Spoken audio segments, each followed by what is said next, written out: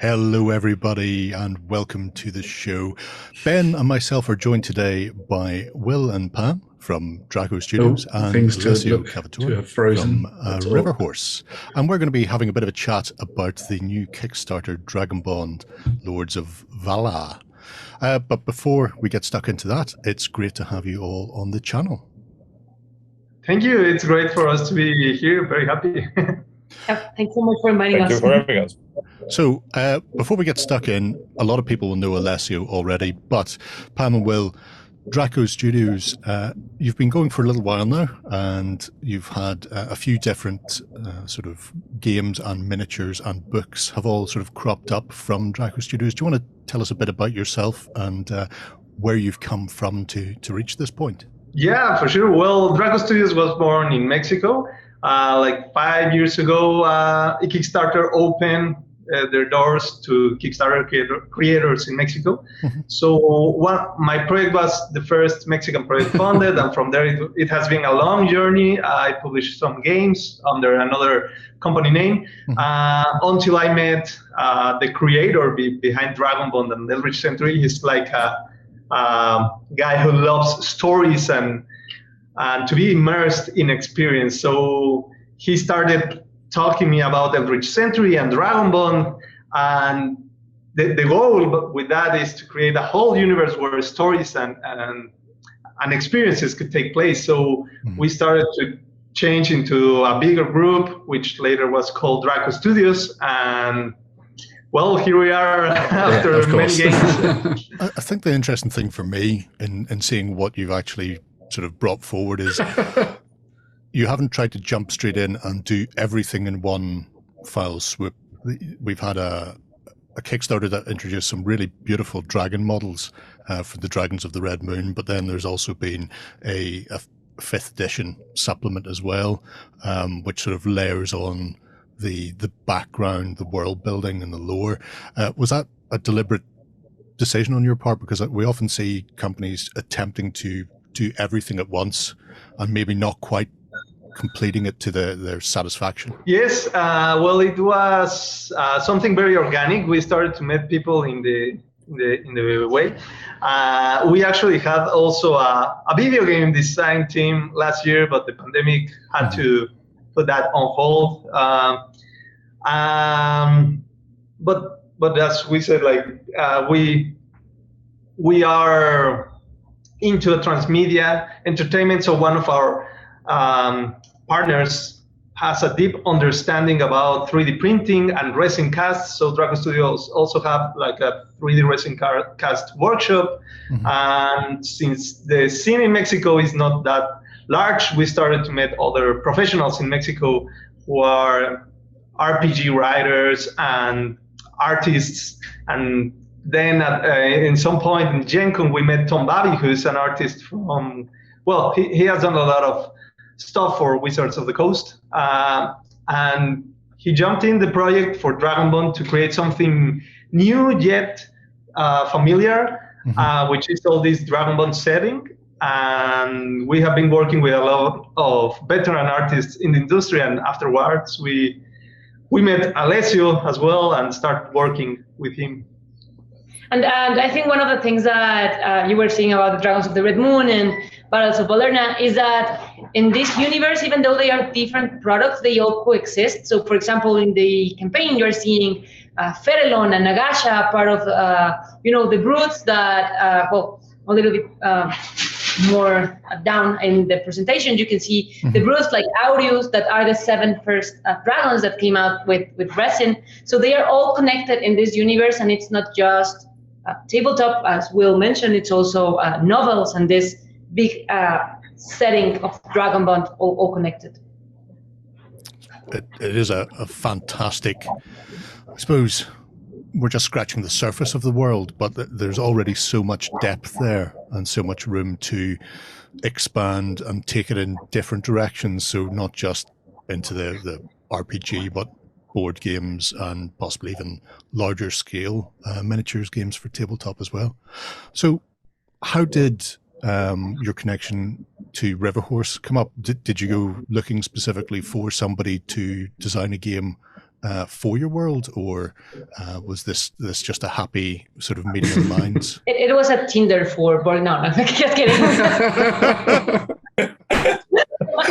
Find my board game designer.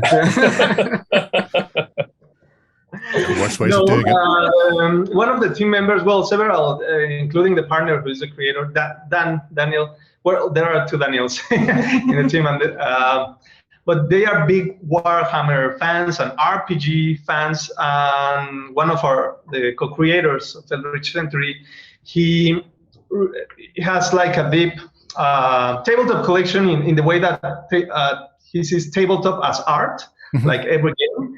And he enjoyed Alessio's work not only on Warhammer. So he told us we should maybe reach out to Riverhorse and see if he would like to consult for us. At that time, it was just a consultation for the war game we were doing about Dragonbond. And Alessio always was very prompt to reply, and we started working together. I think Alessio has more insight about all that happened How well there. it started. Sure. So, well, it seems like as good a time as any then, Alessio. So you've come up with a game for Draco Studios in their world, and for me personally, it's not a board game that mechanically that I've seen before. I'm not a massive board game player. A lot of people who watch this channel will know that, but there were some very interesting mechanics that were worked into the game that I absolutely love. So can you take us through sort of your starting point? What was the brief for Lords of Vaala, and how did it develop over time? Well, first of all, I have to absolutely mention that large part of the design has been done by Jack Cæsar, that you guys know, of course, one of our Riverhorse guys. And basically, when we started work, we started from the miniatures, really. There were these 4 gorgeous miniatures in there. And so we were like, okay, so 2 of them are generals, 2 of them are dragons. And we wanted the players to be able to use those miniatures as their own miniature, the one representing them. So with that, then you have to design a game that allows people to play either as a giant dragon or as a general with armies and everything, which leads to by its nature, to a very, very asymmetric game. You've seen, and a lot of people talk about asymmetricity being a good thing in modern game design. We use that word very much because, like you said, there are not many games that are as asymmetric as this. Which very true, yeah. The idea is you can play as a dragon, so you're going around, flying around, incinerating people, eating stuff, eating their souls, but you have a certain game style, while the other guys are playing a more traditional command conquer thing where they kind of create an empire, send armies, recruit armies, and try to kind of resist these incursions by the dragons kind of thing at the same time. So there is literally 2 very different ways to play this game. 2 players are generals, 2 players are dragons. That's the first choice you want to do, really. As you can see on the map there is the first element, I think, of, I'm sure nothing is entirely unique, but this is fairly unique, I would say, the fact that you have this huge choice of which type of game you want to play. That's one of the characteristics that I think are cute and interesting in the game. I guess the other one is the fact that you see the player boards you can see on the side where you have all the stuff of your character, whether it's a general or a dragon, is that on the flip side of those, there is an AI script. Yeah. So basically, if you're not 4, it is designed for 4 players. We have expansions for more than 4 players. But if there's not 4 of you, even just 1 of you in theory, so it does solitaire play, you flip the cards around, and the cards will tell you how the pieces behave, how the glyphs, how the symbols, what they mean, whether you're a real player or a faceless player. So that's, again, it creates a lot of different.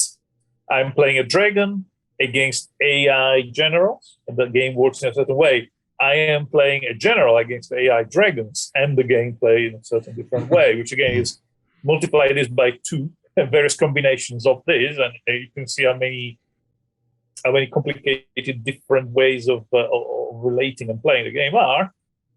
And that's kind of the second element.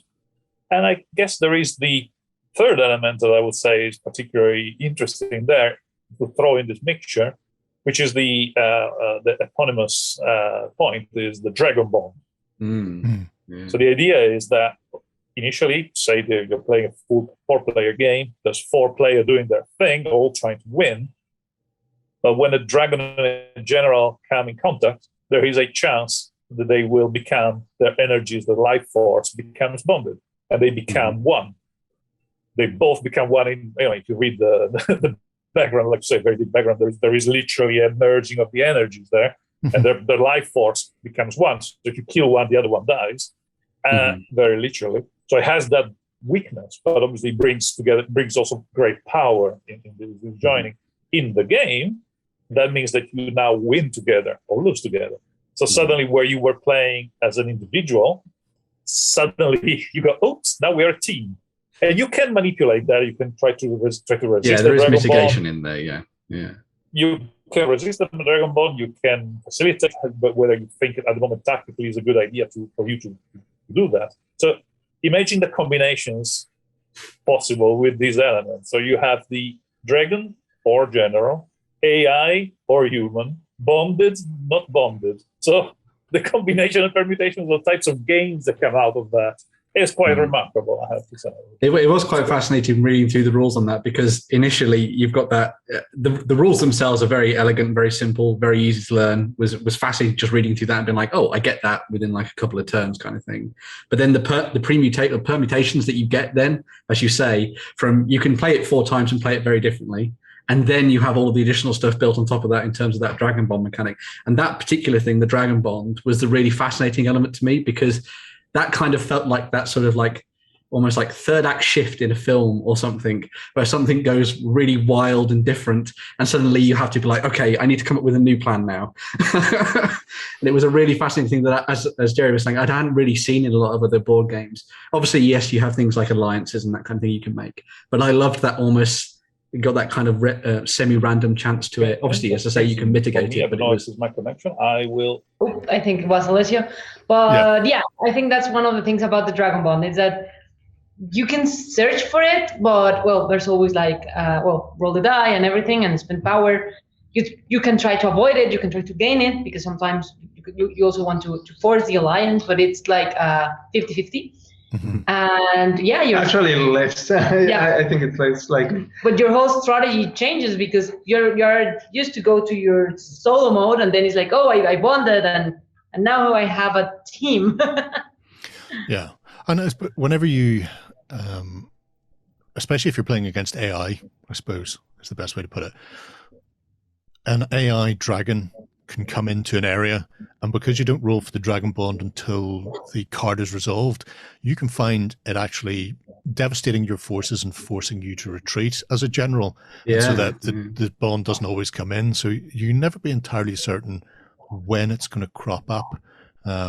It's simply a case of you can sometimes mitigate it, you can sometimes look for it, but you can never be 100% certain just because a dragon and a general end up in the same area that it's going to become a bond and change the victory conditions, because it slides it from being a sort of every person for themselves needing 10 power to win to a team requiring 15, and that's a nice little change in the win conditions that you can get there, but you're obviously taking a lot on board, because if your team member suddenly starts making rash decisions or doesn't plan ahead particularly well, they can pull you down with them.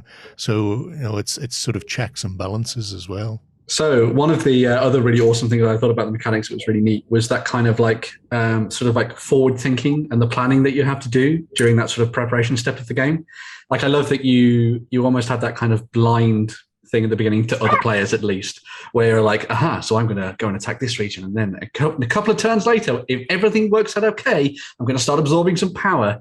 And I thought that was really fascinating, because you don't tend to see that kind of action programming thing when it comes to sort of like these kind of map-based style dudes on a map things. What was the thinking behind sort of bringing that mechanic into the mix for Dragonbond? Yeah, it is good fun, isn't it? And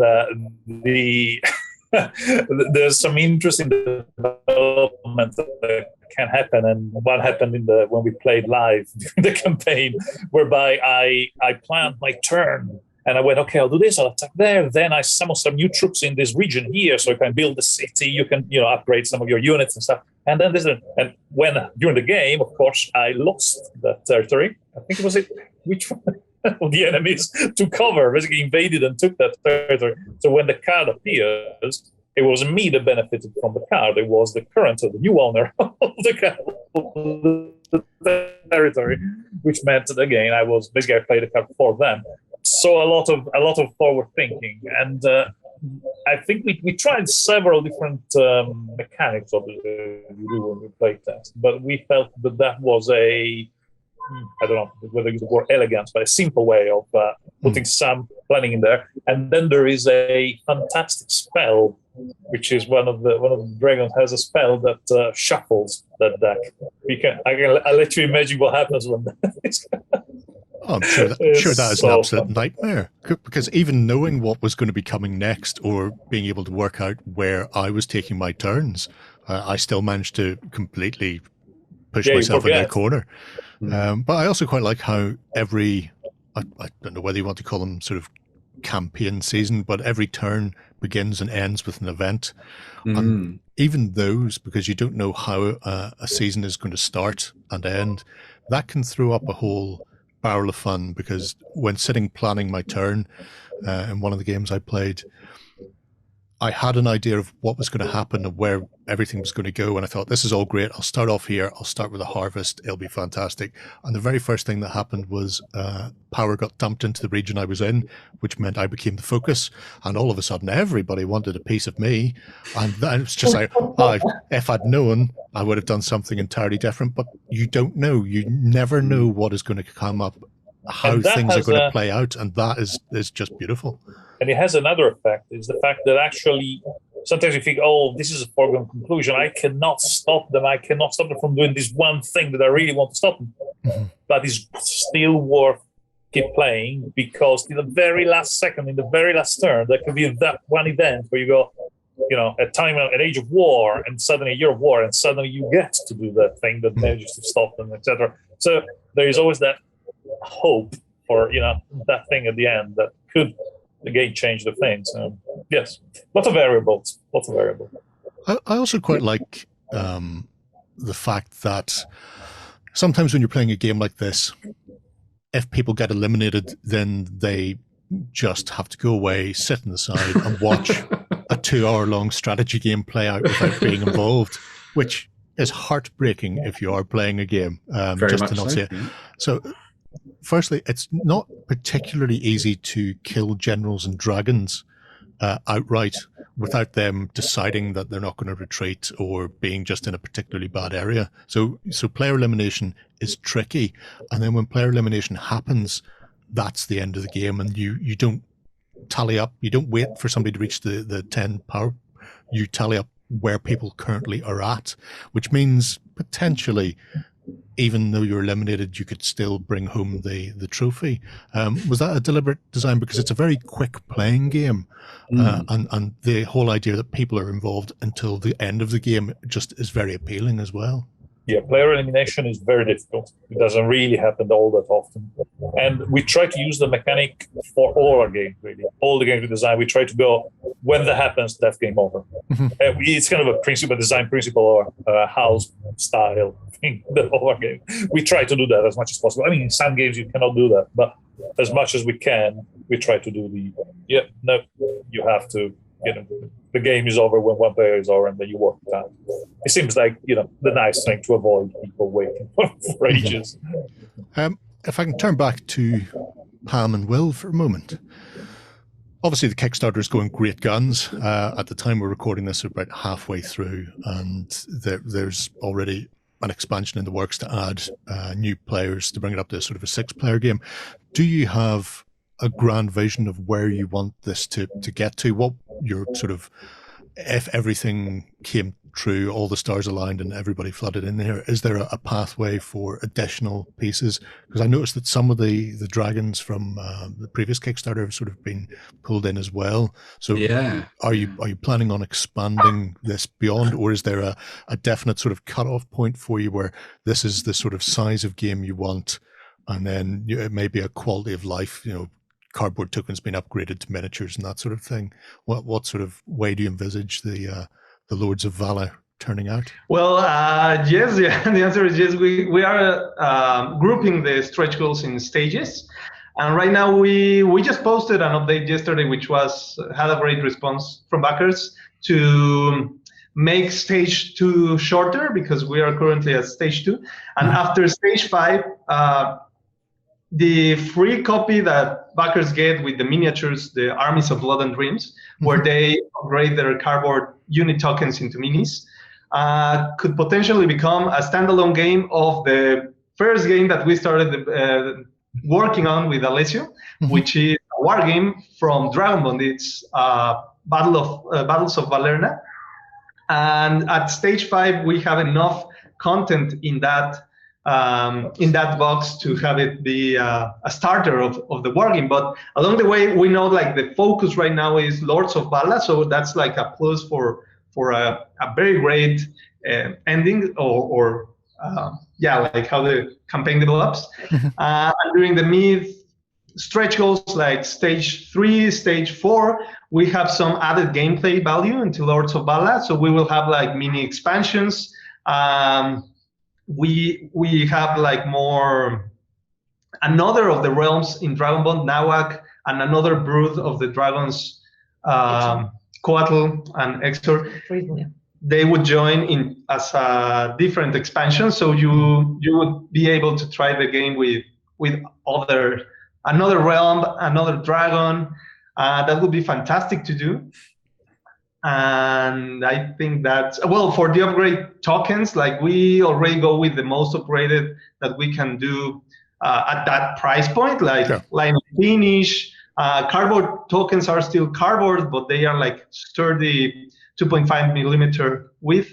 But backers have been asking about deluxe components, maybe metal tokens, wooden tokens. So we might do that like backer kit in the Pledge Manager to offer an add-on for deluxe components, and if enough orders are taken from that add-on, that could become a reality for deluxifying other components. Sure. I don't know if I missed something else. No, you got everything. Yeah. Oh, it's a sensational looking game already, and I love how it plays. I also love the fact that you get a bonus for a balanced combined arms force, which I thought that was a nice touch. That was very good. Maybe that's just my old Napoleonic head. I was going to say, but I just I love to see it, and unless you're the Huns, you really need to have a combined force because like cavalry doesn't work for everybody. But from the ground up, from the mechanics that you have through to the world building and the lore, I think Lords of Vaala is an incredibly interesting game for people to dive into and explore the world more. I suppose whether people plan on jumping into some of the other things that you do, the 5e book and the like, it's definitely something we want to see a lot more of, and across various types of tabletop game as well. I was just gonna say one more thing, right? I want to say, so obviously you can play as dragons, you can play as generals in the game. I want to know which ones you actually prefer playing as, because I'm a dragon man. Well, dragon person, right? But do you prefer playing dragons or generals in Lords of Vaala? I prefer dragons, right? Cool, right? Dragons all the way then. Great stuff. Yeah.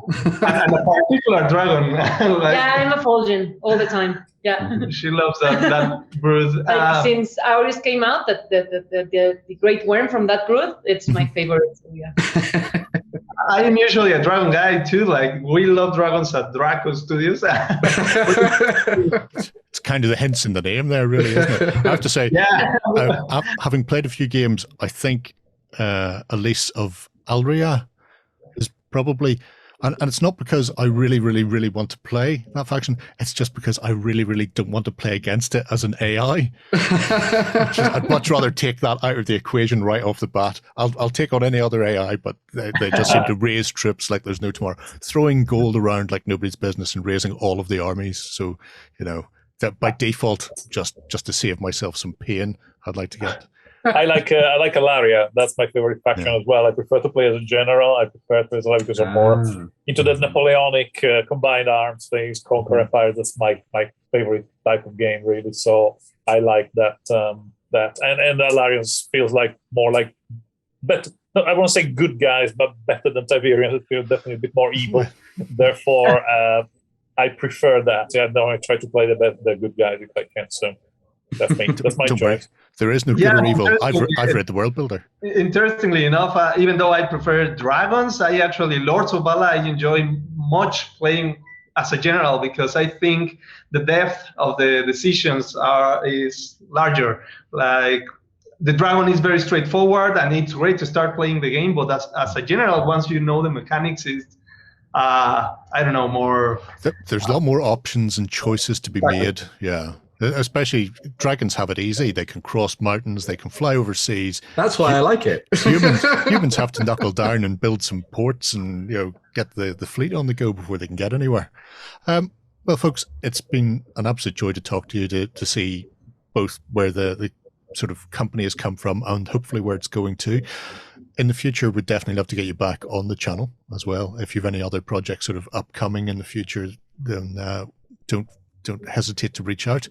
But until then, we're going to move on, folks. If you have any questions about Lords of Vaala, pop them in the comments below and we'll pass them across and see if we can get you answers. Otherwise, check out the Kickstarter. There'll be a couple of weeks left when this video goes live, so you can still jump in there, and presumably there will be a late pledge manager open as well if you do miss out. So definitely keep an eye out for it. It's a really fascinating game and one I think a lot of people should have on their shelves. Until then, bye-bye. Go ahead and check out our other content on screen now. And while you're at it, why not hit subscribe and remember to ding our dong. Go on, you know you want to click it. Go on.